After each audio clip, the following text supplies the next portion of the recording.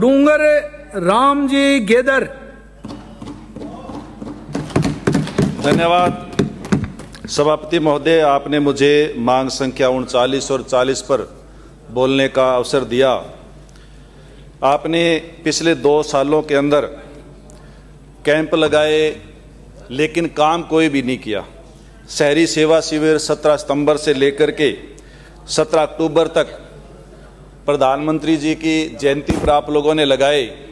आपने क्षेत्र में ये कहा कि हम स्ट्रीट लाइट ठीक करेंगे, सफाई की व्यवस्था करेंगे, हम नाली की सफाई करेंगे, पट्टे देंगे, लेकिन कोई भी काम सभापति महोदय उस समय में उस टाइम में नहीं हुआ। बाद में फॉलो कैंप भी आपने लगाए 3 से 7 नवंबर तक और 16 से 24 दिसंबर तक, लेकिन इन दोनों के दोनों कैंपों में क्षेत्र के अंदर किसी भी तरह का पट्टा आपने नहीं दिया। जब भी यहाँ सत्ता पक्ष के लोग जब भी कोई जिक्र करते हैं, हर बार ये कहते हैं कि 75 साल, लेकिन मैं ये कहना चाहता हूँ कि 75 साल में से 23 साल आपके हैं। आप लोग उनको भी याद करो, 23 साल आपने भी राज 75 साल में से किया है। हमारी जब पीछे सरकार थी तो हमने शहरों के अंदर आबादी भूमि पर 31 दिसंबर 2018 तक बने हुए भवनों पर नगर पालिका अधिनियम की धारा 69A के तहत पट्टे हैं वो जारी किए और मात्र 501 रुपए में पट्टा देने का काम हम लोगों ने पिछले अशोक गहलोत साहब ने राजस्थान प्रदेश के अंदर किए और 10 लाख पट्टों के माध्यम से जो गरीब लोग थे उनको फायदा हुआ और गरीब लोग अपने यानी पट्टे लेकर के अपने आप को मजबूत साबित है वो करने लगे।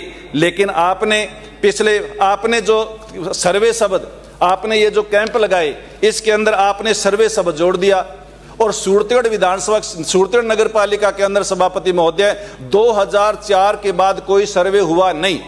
तो जब 2018 तक के तो पट्टे हमने दे दिए, आप 2004 की सर्वे के आधार पर पट्टे देना चाहते हैं। आप बताओ, पट्टे देने की नीयत आपकी नहीं थी, इसलिए वो सारा का सारा काम है हुआ। और इसी वजह से सूरतगढ़ के अंदर वार्ड नंबर 3 और वार्ड नंबर 26 के वासियों द्वारा धरना दिया गया, प्रदर्शन किया गया, कर्मिक अनशन है वो किया गया, बाजार बंद रहा, रोड जाम रही, लेकिन कोई भी पट्टा उनको नहीं मिला।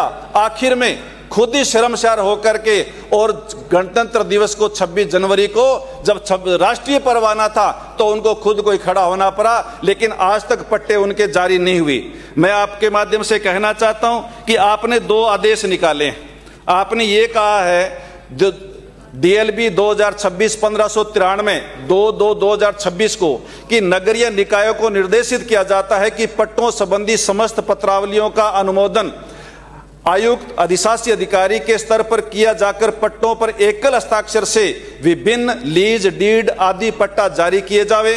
उक्त स्पष्टीकरण पश्चात पट्टा लीज डीड के लंबित रहने पर आयुक्त अधिशासी अधिकारी उत्तरदायी होगा।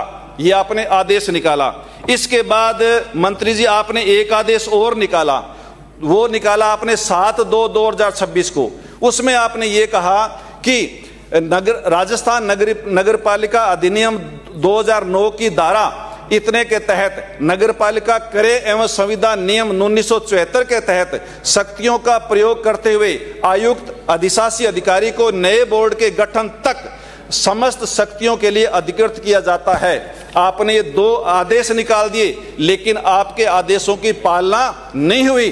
और मैं ये कहना चाहता हूं कि 2023 के अंदर जिन लोगों ने पैसे जमा करवा दिए, जिनकी रसीदें कट गई, जिनके फाइलें पूरी तरह से कंप्लीट है, उसके बावजूद भी पट्टे आप उनको नहीं दे पाए। और मैं आपके माध्यम से ये भी कहना चाहता हूं कि 18 फाइलें तो ऐसी हैं जिन पर ईओ के साइन भी हैं, लेकिन वो पट्टे जारी आज तक भी नहीं कर रहे हैं। जानबूझ करके इन पट्टों को लटकाने का काम है वो किया जा रहा है। ये सारे के सारे पट्टे कब्जा नियमन के हैं। जो प्राइवेट जितनी भी कॉलोनियां हैं उनके पट्टे तो आप दे रहे हैं, पैसे ले करके दे रहे हैं, मोटी कमाई करके दे रहे हैं, लेकिन वास्तव में जो गरीब लोग हैं उनके पट्टे देने का काम आप और आपकी सरकार है वो नहीं कर रही है। इसके साथ साथ मैं ये भी कहना चाहता हूं कि सैनिक गार्डन के पास सूरतगढ़ के अंदर सैनिक गार्डन के पास 2013 के अंदर लगभग 40-50 प्लाट नीलामी कर भूखंडों की राशि है वो जमा करवा ली गई और पालिका बोलीदाता 10-12 सालों से निलामी राशि समस्त जमा कराने के बावजूद भूमि खंडों से वंचित है।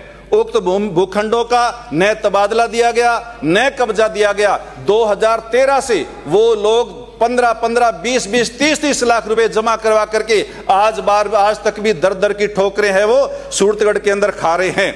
मैं आपके माध्यम से ये भी कहना चाहता हूं कि नगर पालिका के आसपास की सैकड़ों भूमि है वो नगर पालिका के नाम 2005 से हैं, जिस पर भूमाफियाओं द्वारा कब्जा कर भूखंड औने पौने दामों में बेचे जा रहे हैं। और अगर शेष पड़ी भूमि पर सही ढंग से प्लान बनाकर नीलामी नहीं करवाई गई तो पालिका को करोड़ों रुपए का और है वो यानी नुकसान है वो हो सकता है। इसके साथ साथ मैं ये भी कहना चाहता हूं कि दूसरी एक कॉलोनी और है, जो लोग मंत्री महोदय आपसे मिलके भी गए हैं और ये अखबार में छपा है कि भूखंड क्रेता मिले स्वायत्त शासन मंत्री जी से, और वो ये है कि उक्त आवासीय योजना औद्योगिक क्षेत्र के पास किशनपुर आबादी में चिपते नगर पालिका की खसना नंबर 487/4 की हेक्टेयर में से लगभग 20 बीघा भूमि 150 प्लाट की कॉलोनी स्वीकृत कर 2018 में इन भूखंडों की नीलामी की गई।